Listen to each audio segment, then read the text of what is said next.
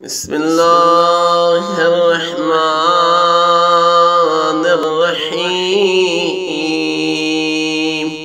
اللهم صل على محمد وآل محمد.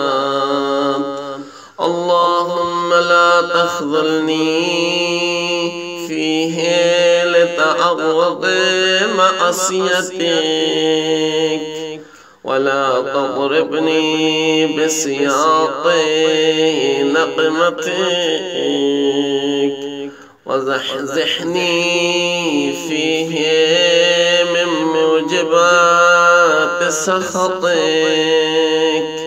بمنك وأياديك يا منتهى رغبة الراغبين.